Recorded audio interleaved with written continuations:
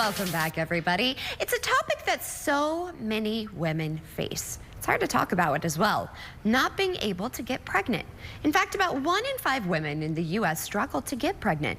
But here's the thing, there are other options. In fact, a local attorney is helping women explore their options on becoming a mother through adoption. So please welcome attorney Rodney Jones, along with adoptive parent Crystal Williams. Thank you both so much for waking up with us. Absolutely, thank you for having us. Well, when I saw this, I was so happy because it warmed my heart. And to think you're changing the lives and for you to share your story, there's still hope for women out there that we can become mothers. Absolutely. So tell me a little bit about why you decided to help women in this way. Well, you know what? Actually, I've been doing this for over 25 years. My mother was an adoption attorney. Really? And so I grew up helping her on the administrative side, helping families, working with them. And so when I decided to go to law school, I actually didn't think I was going to go into adoptions, but I had so much history in it. And then she retired, and so it was more of like a legacy, and she passed it down to me, and I enjoy it. It's probably one of the most rewarding aspects of what I do. So I'm happy about it. Crystal, why did you decide to adopt? You know, it started with foster care. Me and my husband was sitting down watching TV, and the news came on, and it talked about children that was in foster care and how they were living in hotels and office buildings. And him and I looked at each other and said, you know what?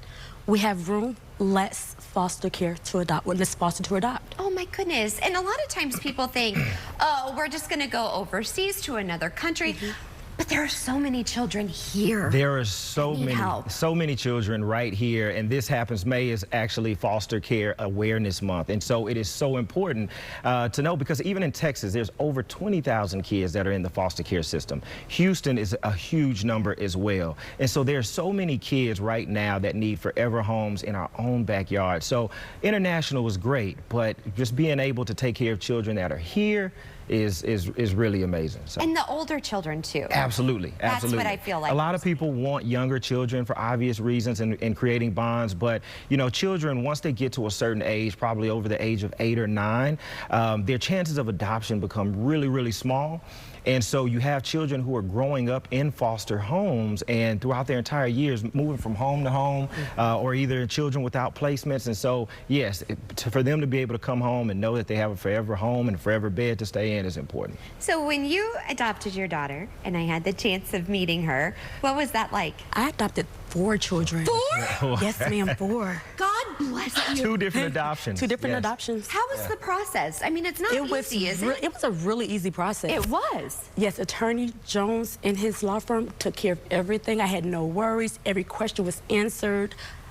I looked up and it was time to adopt. Oh my gosh, and now they're part of your family. Yes, ma'am.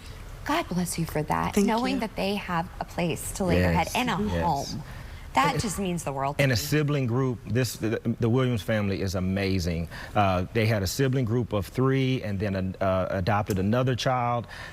They fostered first and just kind of went through the entire process. And I mean, you're talking about a full circle moment, seeing the segment, calling for the need for homes, and then stepping into it. And they were fostering and adopting for, what, 9 years? 9 years. Before they adopted, yeah. So if someone out there is watching, and what are the first steps? Because this can seem kind of overwhelming at first. It can be overwhelming at first, and so I think the first step would be to do your research. Feel free to give our office a call. Go on our website. We have information at callrodneyjones.com. You know, and just get information. We would love to sit down and talk about the legal process. A lot of people don't know that adoption is a legal process, right?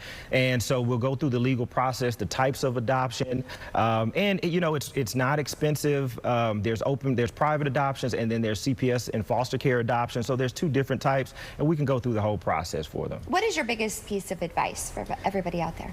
You know, the biggest piece of advice I would say is really do your research. Understand the legalities of the adoption process. Make sure you're informed. So as you journey through this process, which is sometimes can be a very long process, you understand what you're going to be up against and the research that goes into it. So. And what about for you? What would your advice be? I would say find a good agency that you can work with, and just get the children. You'll love them. They are amazing. Yes. Amazing children. What is your favorite part about your children and being an adoptive mother? You know, getting to know them and us bonding together as a family. Right. Have there been challenges you've had to overcome? Yes, ma'am. We have had plenty of challenges, but again, it makes you stronger.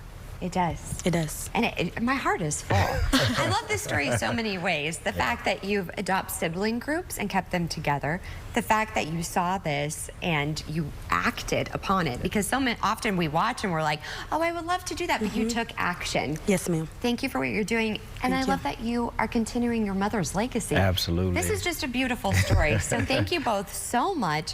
If we want to take action, yes, how can, again, we contact you? They can reach out to me at 855-CALL-RODNEY or to the website at rjoneslawgroup.com. Well, again, yes. I appreciate you both so much for the work that you're doing and giving children a home. Every child deserves a home and to feel loved. Absolutely. So thank you. Thank you so both much. so much. Absolutely. Motivational Monday. If this doesn't motivate you and make you smile, I don't know what else will.